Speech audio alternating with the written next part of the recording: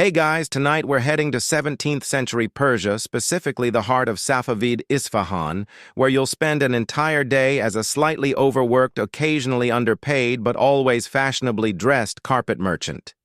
The cobbled lanes still glisten from last night's dusting of rain. The pigeons are cooing from every dome, and you are somehow already 10 minutes late for your first argument about color palettes. You probably won't survive this job. Between haggling nobles, fussy dyers, and that one apprentice who still can't tell crimson from carnelian, you'll need more than coffee. Good thing you've got rosewater, stale bread, and a lot of deeply rehearsed sighing. So before you get comfortable, take a moment to like the video and subscribe, but only if you genuinely enjoy what I do here. And hey, let me know your location and local time in the comments. I love seeing how far this sleepy caravan travels. Now dim the lights, maybe turn on a fan for that soft background hum, and let's ease into tonight's journey together. You wake well before the call to prayer in a sandstone home wrapped around a tiled inner courtyard. It smells faintly of jasmine and burnt sesame. Somewhere in the distance, someone is already hammering brass, maybe the neighbor's son still convinced he can become a coppersmith. Your bedding is a pile of layered woolen blankets, none of them matching, and yes, every one of them an unsold prototype from last year's collection, that patchy orange one under your shoulder. Nobody wants it, but you insist it's avant-garde. Slipping from bed, your feet land on cold tile. You wince, wrap a scarf around your shoulders, and mutter something unkind about the weather. Spring in Isfahan can't make up its mind. Warm sun one day, chill wind off the Zagros Mountains the next. Today seems to have chosen brisk. You pour water from a copper jug into the basin and splash your face. No mirrors, just the polished curve of a metal plate propped on the windowsill. You look vaguely like yourself, beard, uneven turban askew, eyes, sleepy enough to pass for wise. Your first guest arrives before breakfast. It's Hamid, your favorite wool supplier's least favorite cousin. He's holding a sack, smiling far too early, and clearly about to ask you for either a favor, a discount, or both. Woke early, thought I'd drop this off, he says. The sack hits the ground with a dull thump. To breeze. Good cut. Smells a little like sheep, but that's the charm, isn't it?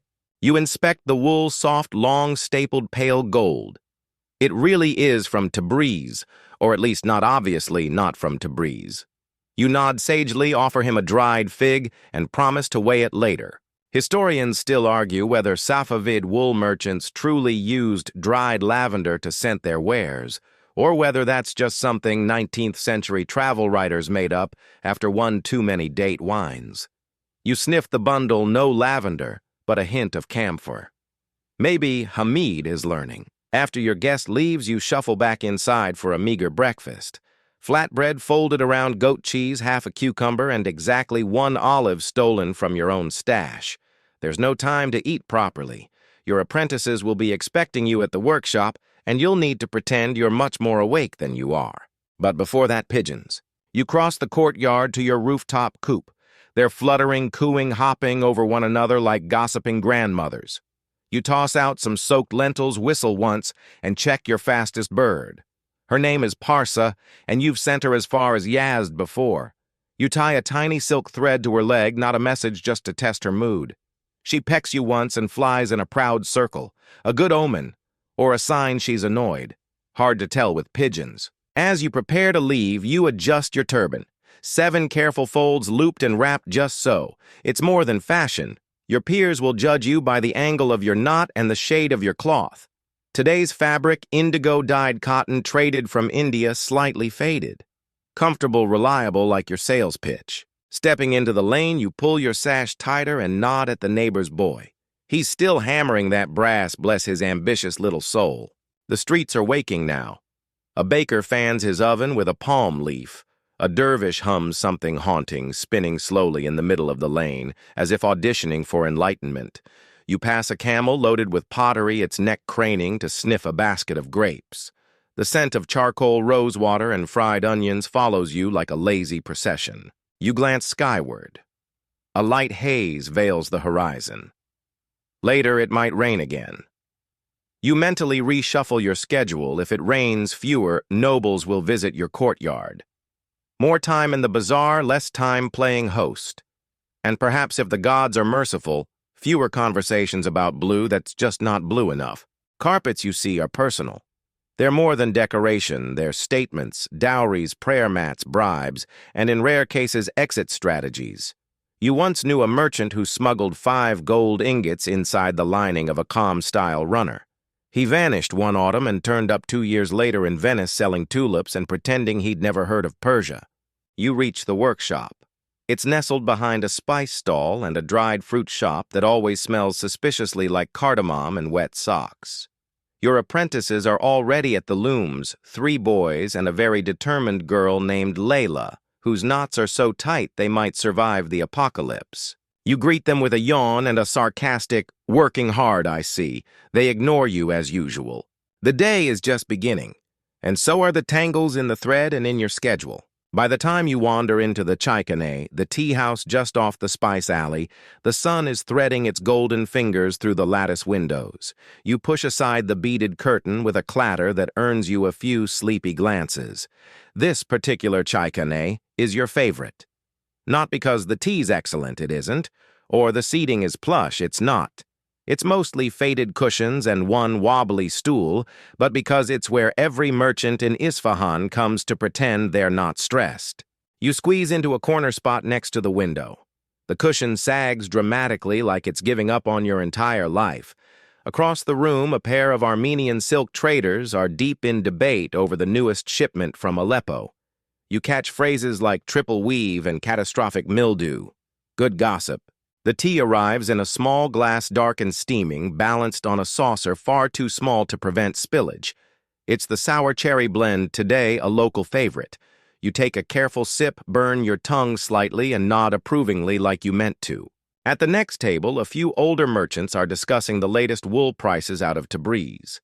You lean back casually, pretending not to eavesdrop, but your ears perk up when someone says the word undercutting. Wool is the lifeblood of your carpets. If the price drops too much, your margins vanish. If it rises, your customers start complaining about the good old days when a kilim cost less than a goat. Apparently, one says a caravan got snowed in near Ardabil, lost half their bales. Serves them right, grumbles another. They used those donkeys with the funny ears. You have no idea what he means. You write it down anyway. Historians still argue whether Persian tea houses functioned as formal information hubs or if they were just glorified rumor mills with caffeine. You suspect it's both. This is where deals are sealed, marriages arranged, and reputations quietly dissected, preferably over strong tea and sugar cubes you pretend not to steal. One merchant gestures grandly with his tea glass. I heard they're blending camel hair into the Herat shipments now. Soft as silk, they say. Another snorts. Soft, maybe, but smells like an armpit after rain. You smile into your glass. That's today's winner. Camel hair, elegant yet lightly musty. You'll remember that for your next pitch. A boy with ink-stained fingers enters with a message scroll tucked into his belt. He drops it on the counter and bolts before anyone can ask questions. The shopkeeper retrieves it, reads it slowly, and raises an eyebrow. Anyone here know a merchant who owes taxes in Kashan? You freeze. Then relax. Not you. Not this week, anyway. Outside, the morning grows louder. Brass bells clink from mule harnesses. Someone is yelling about leeches. A woman walks by selling dried rose petals in paper cones, singing softly under her breath. You drain the last of your tea and stand to leave. The cushion sighs in relief. As you walk out, you nearly trip over a large dog who's decided the tea house step is his personal throne. He doesn't move. He just stares at you with the resigned wisdom of something that's seen too many merchants in too many turbans make the same exact mistakes. You tip your head to him. May your fleas be few. The dog blinks. You take that as agreement. Back on the street, you head toward your loom house. It's not far, just a few winding turns through the artisan quarter. On the way, you pass a group of dyers pouring indigo into a massive clay vat. The color runs like melted sapphire across the stones. One of them is wearing gloves. The others prefer stained hands as a badge of honor. You nod in greeting, and one calls out, "Still selling that nightmare carpet with the orange peacocks." You grin, only to men with excellent taste and poor eyesight. That earns a laugh. You used to dye your own threads long ago, Before arthritis started making your hands rebel like moody teenagers, now you leave it to the experts and the apprentices. You pause at a stall selling spindles and bobbins, each hand-carved, some inlaid with tiny turquoise chips. You run your fingers across one that reminds you of your mother's. She was the first in your family to work with looms. Back then, carpets were simpler, practical, not decorative. She once told you the best rugs weren't the ones people admired, but the ones they used until the colors faded into memory. You buy the spindle even though you don't need it. Call it nostalgia. Or impulse control failure. Same thing, really. You finally arrive at your workshop, a low, wide building with narrow windows and an uneven stone floor. The front door creaks as always.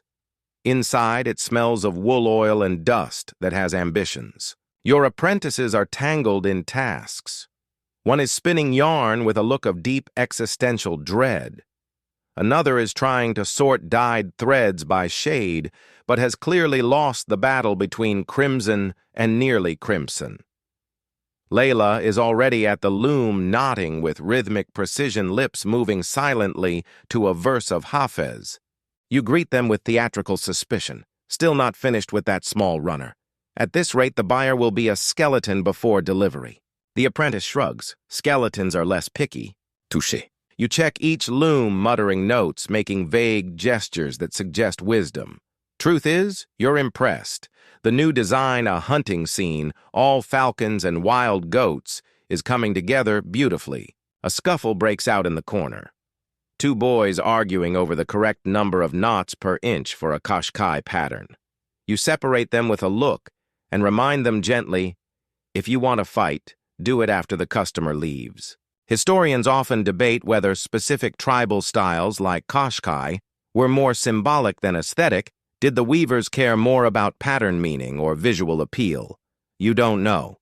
You just know customers care about both and whether it'll match their curtains. You pass Layla's loom again and pause. Her border design features tiny birds hidden in the vines, your idea from an old story about a prince who became a sparrow to avoid marriage. You pretend not to be moved. Outside, the afternoon call to prayer begins. You rest a hand on the loom's edge, close your eyes, and think, maybe, just maybe this carpet will be the one. Then you remember the ugly orange one still rolled up in storage. Definitely not that one. You leave the workshop just after the muezzin's final note dissolves into the warm midday air. Your apprentices are on break, sprawled across cushions with dates, flatbread, and barely enough enthusiasm to chew. One of them is telling a story about a horse that refused to carry its rider unless sung to. You hope it's metaphorical. It probably isn't. Your destination now is the Grand Bazaar, a thundering maze of arches, whispers, and clattering sandals. You've made this walk 1,000 times, yet still, you sometimes take a wrong turn and end up face to face with the man who sells nothing but spoons. This time you get it right.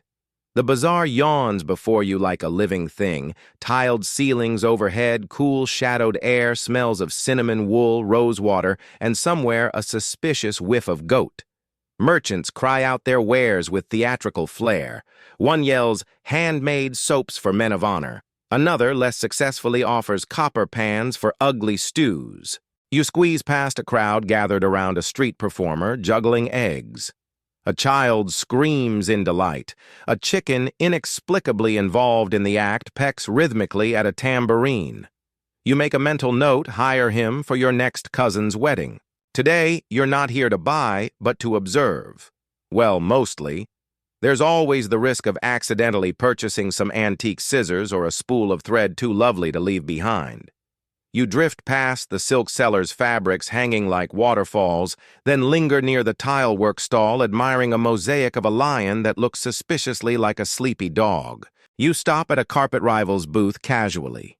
Jalal, the owner, is explaining his wares to a trio of wealthy men. His beard is trimmed, his robe immaculate. You hate how competent he looks. You step forward just as he finishes describing a prayer rug so dense it could cushion a fall from a minaret. You smile and wave loudly enough that it forces him to introduce you. Ah, this, he says, is my old friend who weaves rugs with unconventional colors. You nod graciously, and Jalal's rugs are so thick you'll never find your toes again. The clients chuckle, confused but charmed. You seize the moment to compliment Jalal's border motifs. He nods, flattered, even though you know he copied them from a Timurid manuscript. A friendly rivalry is still a rivalry after all. You drift on back into the bazaar's labyrinth. Somewhere between the spice seller's and the calligrapher's stall, you spot what you've actually come for, a bolt of wool just arriving from Kerman, balanced on the back of a panting donkey. The trader unrolls a strip for inspection, and your fingers itch to touch it. It's good, soft, tightly spun with the faint scent of pomegranate bark, which means it's been scoured properly. You ask the trader the price. He names a number high enough to insult both your intelligence and your ancestors. You smile. For that price, I expected to sing lullabies. He shrugs, only to wealthy clients. Negotiations begin. Quiet at first, then increasingly dramatic. Arms are waved, oaths are sworn. At one point, someone invokes their grandmother's goat. You finally settle on a reasonable sum and agree to pick up the full batch tomorrow. As you walk away, wool secured with a small down payment, you pass a bookseller shouting verses from Ferdowsi's Shahnameh to no one in particular. You pause, drawn by the rhythm. A few others have gathered, a mother with her son, a spice merchant eating sesame bread, a scholar scribbling on his sleeve. The bookseller's voice rises. And so Rostam wept, though heroes never weep, for even mountains grieve when brothers sleep. You don't usually cry in public, but if you did, this would be the stanza. You blink twice and pretend the breeze is to blame. Across the square, a commotion, two men shouting over the origin of a kilim pattern. One insists it's Qajar. The other swears it's Safavid. You smile because the pattern is Turkic, and they're both wrong. Historians still argue whether certain motifs like the ram's horn or the running water design originated in tribal symbology or courtly aesthetics. You've always said, ask 5 carpet makers, get 6 opinions, and 1 insult. You duck into a quiet side alley for a moment of peace. Here the sun barely filters through the hanging carpets and stacked crates. A cat naps on a bundle of cotton, its fur the exact shade of unbleached wool. You envy it. Then a familiar voice calls your name, Nasrin, a dye expert you occasionally collaborate with. She's carrying a basket of crushed madder root, her hands stained a vibrant red. She nods toward your tunic. You've spilled tea again. You look down. You have. Right across your stomach. A perfect spreading flower of embarrassment. You sigh. Think I can claim it's an intentional design? She grins. Only if you add another one, for balance. You promise to visit her dye house soon. Your stock of indigo is running low and part ways. She disappears back into the crowd like a magician's assistant, leaving only the faintest trail of spice and sass behind. Your stomach growls. Time to find lunch. You head toward a corner stall where an old woman serves ashi reshte, a thick noodle soup brimming with beans, herbs, and fried onions. You queue behind a man arguing with his shadow. When your turn comes, you order extra kashk fermented whey because if you're going to smell like a dairy product, it might as well be deliberate. The soup is hot, messy, and perfect. You sit on a step and let the steam fog your eyelashes. Around you, the bazaar continues its symphony of noise and scent. Somewhere, someone drops a tray. Somewhere else, a lute begins to play. You close your eyes for a moment, half listening, half dozing. Then someone yells, "Your workshop door is open." You snap awake. That's probably bad. You thank the soup woman, leave your bowl, and jog off, not too fast, though. You're full of beans and pride, and both can be hard to digest. By the time you reach your workshop, you're wheezing like a bellows and seriously considering never eating legumes again. Your door is in fact ajar, but not from burglars or rival weavers. No, it's your youngest apprentice, Farid, who's propped it open with a brick so a neighborhood cat can wander in and choose her favorite rug. You clutch your knees, catching your breath. Farid, you pant, she's a cat. She doesn't know what she's doing. Farid nods solemnly. Exactly. Pure instinct. That's what makes her judgment superior. You step over the cat, who is perched sphinx-like on a half-finished runner, and head inside. The smell of damp wool, old tea leaves, and singed hair, someone's been experimenting again, wraps around you like a familiar, slightly suspicious blanket. Your other apprentices are back at their looms. Parviz, the oldest, is muttering a lullaby to keep his knots even. Ramin, barely awake, is untangling a mass of yarn with the same concentration one might devote to brain surgery. No one looks particularly alarmed by your dramatic re-entry. You make your rounds inspecting each loom. Your eyes scan the weft lines, the tension, the symmetry. One apprentice has misaligned a rosette motif. You don't scold. You just hover behind him and quietly hum a funeral march until he notices. Next, you check the dyes. The latest batch of walnut husk browns has settled into an uneven stew. You dip a finger sniff and nod. Could be worse. Could be soup. You've scheduled this afternoon for finishing work. That means snipping excess threads, tightening knots, and brushing out any errant lint or occasionally wayward insects that decided your rug is the perfect retirement home. One rug, an opulent sky-colored runner for a minor Shah's daughter, needs a final pass. You sit beside it with your smallest scissors and begin the meditative process of trimming the pile. Snip, brush, breathe, repeat. As your hands work, your mind drifts. You think of the old man from Tabriz who taught you the cloud band motif. You think of your cousin who claimed he could weave with his eyes closed and proved it badly. You think of Nasreen's red-stained fingers, the smell of madder root, the way certain shades seem to hum in candlelight. You're pulled back to the present when a bird lands on your windowsill, a small myna, black-feathered and bold-eyed. It cocks its head and whistles a three-note tune. You whistle back because why not? The apprentices are too polite to say anything, but they're all watching. You, their master, having a melodic standoff with a bird. It wins, you bow. By mid-afternoon, the workshop is quiet except for the rhythmic knock of loom weights and the occasional sigh. You take a break, sipping cool water from a clay jug, and review your ledger. The math, as always, is a blend of reality optimism and desperate rounding. This week's earnings won't quite cover the new indigo, the bribe for the customs officer, and Fareed's alarming appetite for dried apricots. Something will have to wait. Probably the apricots. You consider your options. A commission for the governor's cousin is still pending. He wants a rug worthy of a lion's paws and a poet's feet, whatever that means. Another potential client, a Portuguese trader, has been sniffing around for exotic patterns to export back to Lisbon. Historians still argue whether Persian carpets were more prized in European palaces or Ottoman courts, but you know one thing: no one ever complained about owning too many rugs. Except maybe camels. You decide to write a note to the Portuguese merchant. Your script is elegant, your phrasing even more so.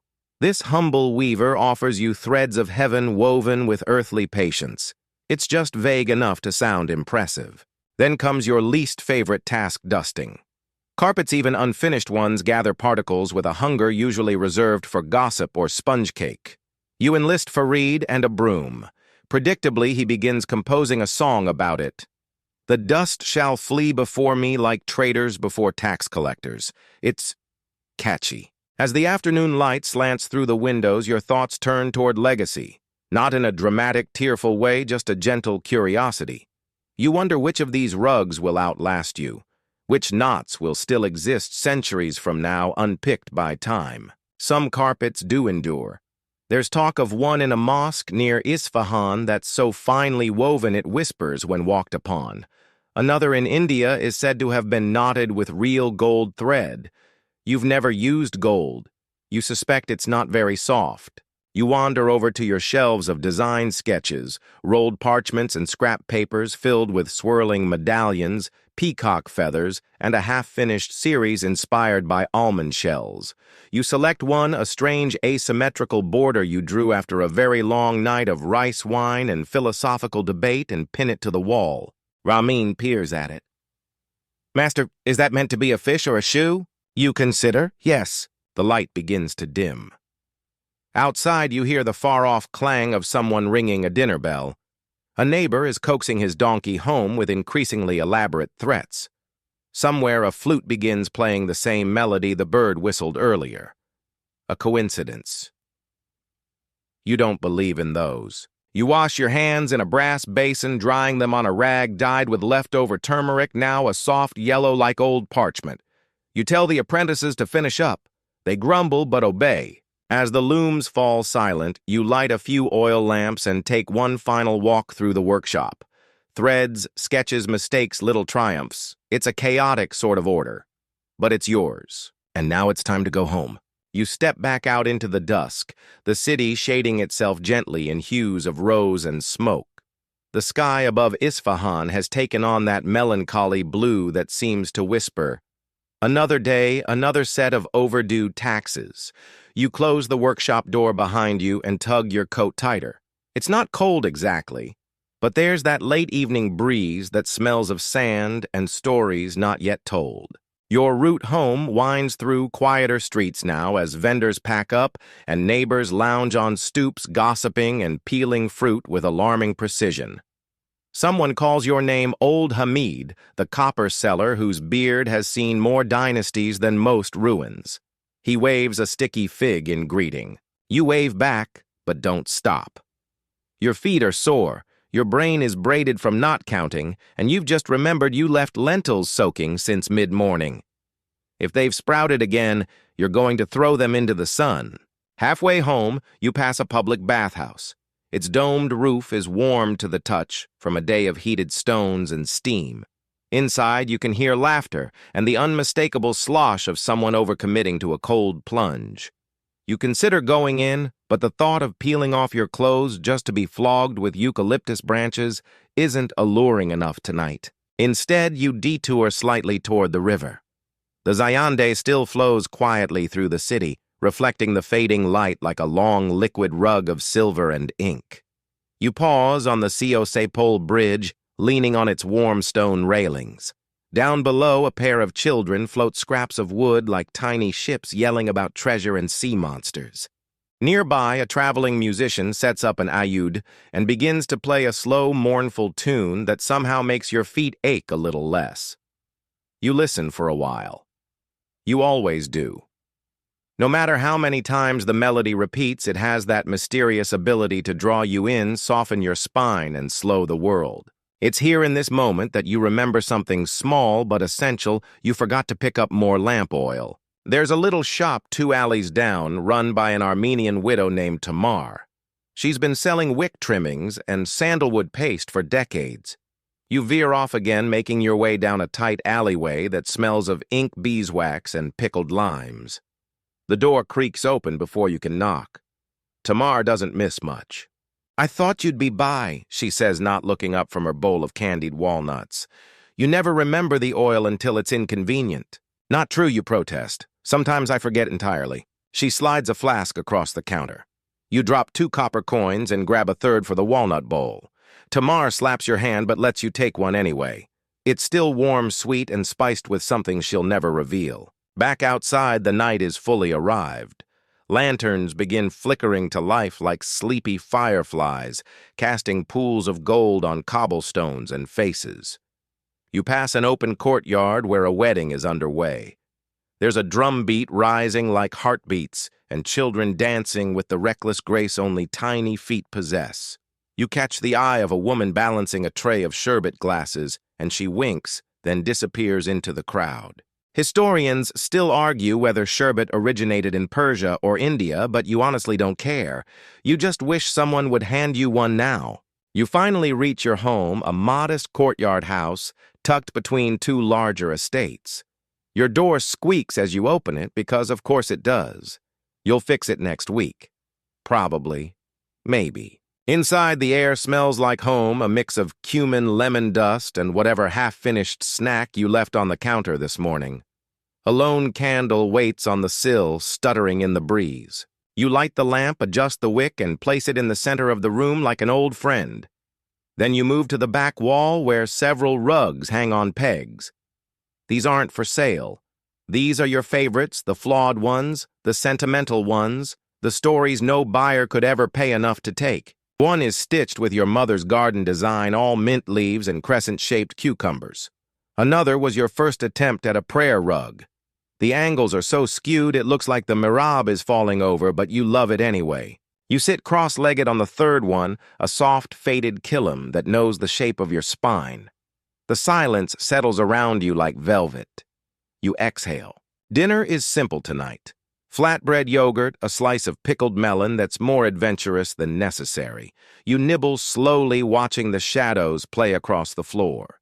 In another life, you might have been a poet, or a bird trainer, or a full-time nap enthusiast. Instead, you tie knots. You pour yourself a cup of water and raise it slightly to the room. To the rugs, you murmur, and the people who step on them. There's a creak above the neighbor's cat again, probably rearranging your thatch roof tiles for no discernible reason. You let it go. As you finish your meal, you glance over at your ledger. You could tally numbers. You could plan dye purchases. You could sketch new borders. But not tonight. Tonight, you just let yourself be. Because tomorrow there will be wool. There will be knots. There will be bargaining and threading and more dust than any sane person could justify. But tonight is just yours. The next morning, you wake just before dawn as always. Not because of discipline or productivity, but because your neighbor's rooster has an unholy passion for punctuality and no sense of weekends. You lie there for a moment, eyes half closed, counting ceiling beams and listening to the familiar sounds of the courtyard waking up a dripping spout, a sleepy pigeon complaining from the windowsill, and the distant shuffle of someone attempting stealthy bread theft. Probably Fareed. You stretch. Everything pops. Your joints sound like a percussion quartet trying to find their rhythm. Outside, the air is cool and still. You shuffle to the basin splash water on your face and glare at your reflection. This, you say to yourself, is the face of artisanal suffering. Then you grin and scrub your cheeks with a rough cloth, because there's no time for vanity, not when you've got thread to dye and clients to charm. You set a small pan of tea leaves over the coals. As it warms, you start your day's first task checking the dye pots from yesterday. Some weavers entrust this to apprentices, but not you. Dyes are temperamental. Indigo in particular is moody like a cat or your cousin Reza. You lift the lid from the indigo vat and inhale carefully. It smells like fermented grass metal and patience. The bloom on the surface, a shimmery blue sheen, is just right. You test a strip of wool, watching it turn green, then blue as it oxidizes in the air. A tiny miracle every time. Historians still argue whether the indigo process came to Persia via India or through ancient Mesopotamia. But you know one thing for certain, it stains absolutely everything, including dreams. While your tea finishes brewing, you sort through yesterday's wool deliveries. One batch is suspiciously coarse, and you briefly consider turning it into a scarf for that merchant who tried to underpay you last week. Another bundle is soft enough to make you exhale audibly. You toss some of the good wool to dry, turning it slowly so it doesn't mat. As you do, your mind wanders. You think about a new design, something floral but not cliché, with vines that curl like whispers. You sketch it roughly with a burnt stick on a scrap of parchment, already imagining which apprentice will grumble about its complexity. Then you hear at the gate creaking open. You peek around the corner. Fareed is trying unsuccessfully to sneak in with a loaf of flatbread clearly larger than his pay grade. You raise an eyebrow. He freezes. "This isn't mine," he says. "It followed me home." You motion him inside and steal a piece of the bread anyway. It's warm, nutty, and smuggled from the bakery with the illegal butter. Excellent. You pretend not to notice the jam tucked into his sash. Back in the courtyard, the morning sun has begun to light up the tiled edges of your house. You spread one of your in-progress rugs out across the flagstones. It's a geometric design inspired by palace mosaics, endless interlocking stars, precise angles, and absolutely no room for error. As you inspect the stitches, you notice something odd, a single red thread where a gold one should be. Tiny, barely visible. You stare at it. Maybe it was an accident, maybe it was Fareed. Maybe it was you. You shrug and leave it. Some weavers believe that every rug should have one intentional flaw, a humility knot to show that only God creates perfection. You suspect that's a noble way of covering for human error, but the poetry of it suits you. Besides, it gives the rug a secret. As the sun climbs, customers begin to arrive. First is a minor noble with shoes so shiny you can see your regret in them.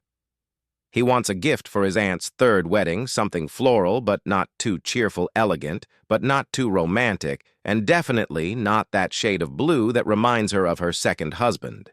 You smile, nod, and take notes you will definitely not read later. Next comes an elderly woman who once bartered you a rug in exchange for 6 chickens, a copper pan, and a blessing from her neighbor's goat. She runs her hand across a prayer mat and sighs, not with longing, but with a kind of wistful evaluation. "I like this one," she says, "but I'll hate it in a week." "Then it's perfect," you reply. "You'll get tired of it just as it finishes shedding." She laughs, pinches your cheek, and leaves with a promise to return after consulting her tea leaves. The last visitor is unexpected, a scholar from the madrasa carrying a rolled manuscript under one arm and a vial of rose water in the other. He's heard of your work through some mutual acquaintance, someone who claims your rugs echo poetry. You blink. "My rugs mostly echo blisters." He smiles gently. "Still, I'd like to commission a piece, something inspired by the night sky." You nod slowly, trying not to show excitement. Astronomical patterns are notoriously tricky, but also incredibly rare, and beautiful, and best of all, billable. You write down his request, already imagining deep blues silver thread constellations woven with the precision of a prayer. You'll need to research star maps, and find silver yarn, and possibly sacrifice a chicken to the dye gods. As he leaves, he places the rosewater bottle on your shelf. "For your headaches," he says. How does he know? The day wears on. The sun slides slowly down its golden arc. You stitch, sort, sip tea gone cold. You answer questions, swat flies, rescue a cat from the dye vat, and scrawl more notes on your design parchment. By the time the sky bruises purple and orange, your hands are sore and your knees ache. But the night sky rug is beginning to form in your mind, a tapestry of stars woven for someone who understands that carpets can be maps just as much as they are furniture. You stretch, yawn, and decide that's enough brilliance for one day. The stars have begun to wink into view one by one, scattered across the darkening Persian sky like a handful of millet tossed onto silk.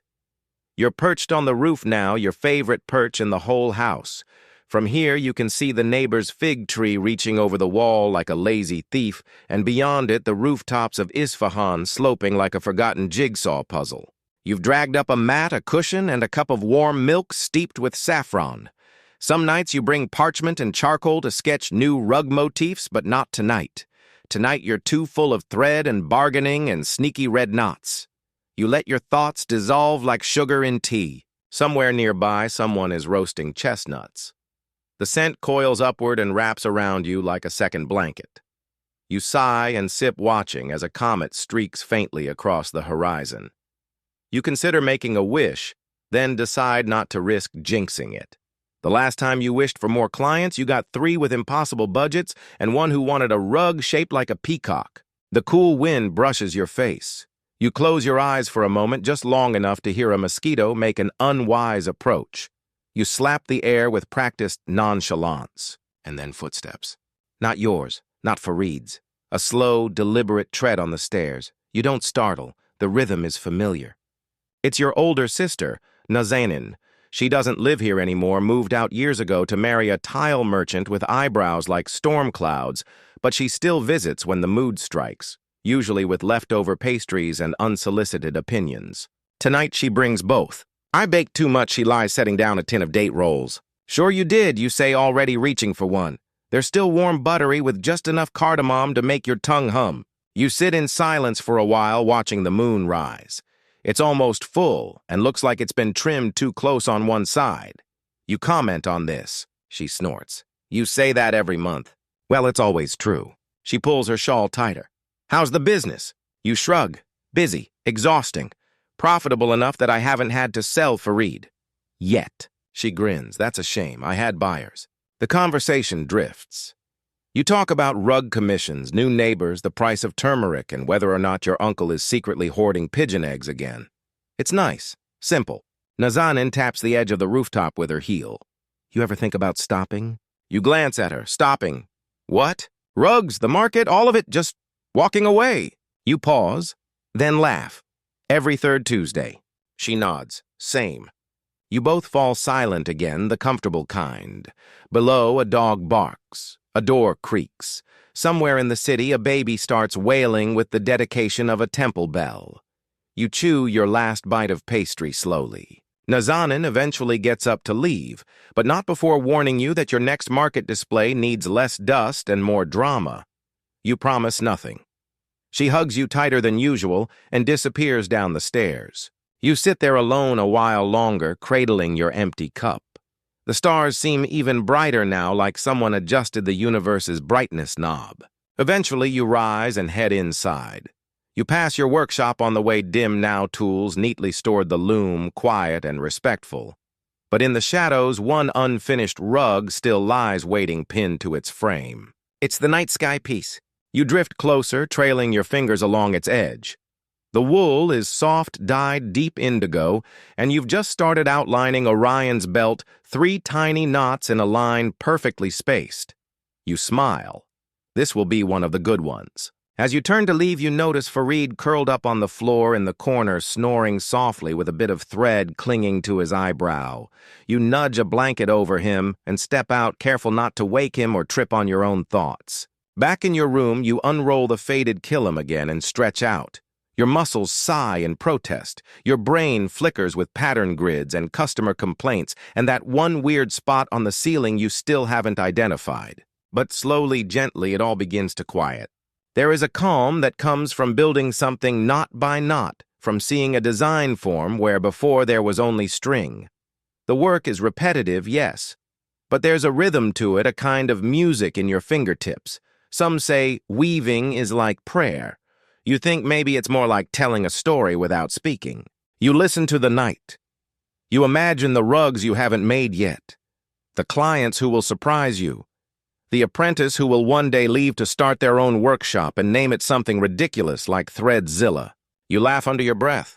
Then you close your eyes. The moon hangs above Isfahan, heavy and silent, casting its soft silver over sleeping tiles, simmering dye vats and weavers who dream of stars. You wake before the sun again, not because of the rooster this time, but because your dreams were busy. You'd been weaving in them as usual. Some nights it's golden thread that won't behave. Other nights, it's carpets that come alive and slither away just before completion. Tonight, though, it had been peaceful. A flying carpet over the Zagros Mountains, wind in your face, and the soft crunch of dried apricots in your pocket. Very satisfying. You roll over, stretch, and wince as your knees remind you that you are in fact a mortal artisan and not a cloud-riding myth. Downstairs, Farid is already poking at the stove, possibly in search of warmth or breakfast or both. You mutter a good morning. He replies with something that sounds like bread, and sleep is an illusion. You agree, then take the warmest corner of the room and sip the tea he's left brewing. It tastes like cardamom and poor decisions perfect. Today is not a weaving day.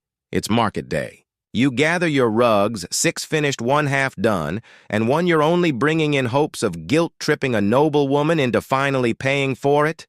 You roll them tightly, bind them with string, and hoist the bundle onto a small wooden cart. You pull it through the narrow lanes of Isfahan wheels, creaking every stone in the path, a small conversation with your spine.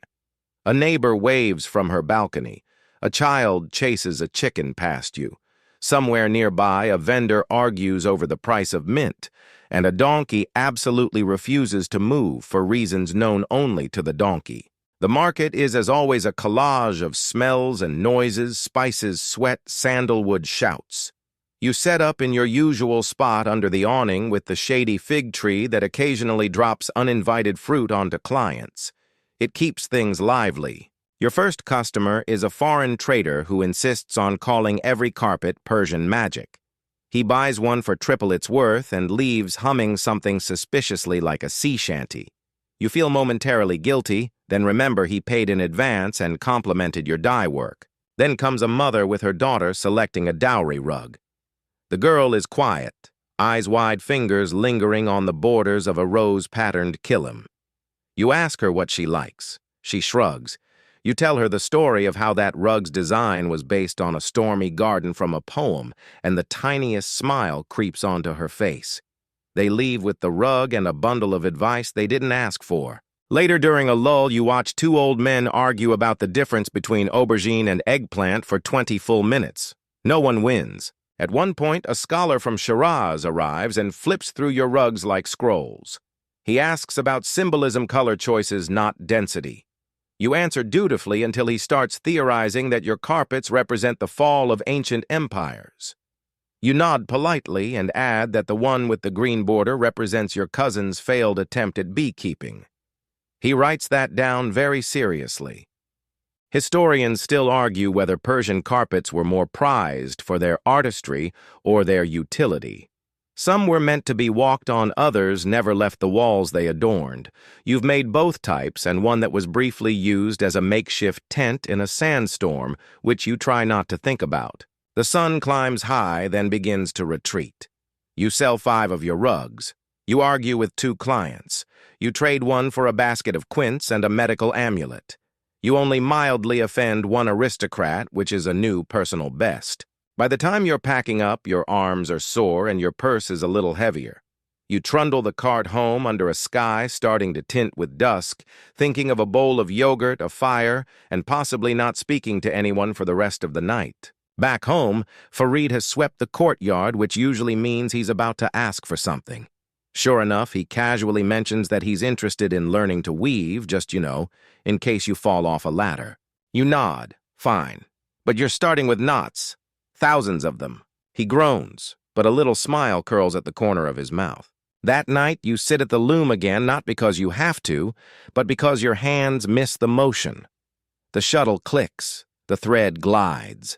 The pattern grows like a whispered memory. You add one tiny red knot intentionally this time, just because. And now, the loom falls silent. The last thread is tucked gently into place, and your fingers rest at last. The fire in the courtyard has dwindled to embers flickering soft orange across the tiles. Above you, the stars hold steady, stitched into the dark with patient light. You lean back, feeling the weight of the day melt from your shoulders. It was just another market day, just another rug, yet somehow, in its own quiet way, it was also a story. A thread connecting you to the past, to the land, to people you'll never meet, who might one day rest their feet on your work and never know your name. But that's all right. You breathe in the scent of wool tea and the faint trace of saffron still lingering in the air. The world outside grows still. No more arguing vendors. No more dye pots. Just the night cool, quiet, and full of slow, silken dreams. You let your eyes drift closed. Your body relaxes. The loom fades. The market disappears. And in its place only softness remains. A gentle hush, like walking barefoot across a well-worn carpet. Every step slower, every breath deeper. Sleep comes on like a dusk wind across the desert, calm, quiet, inevitable. You are warm. You are safe. And your story woven knot by knot can wait until morning.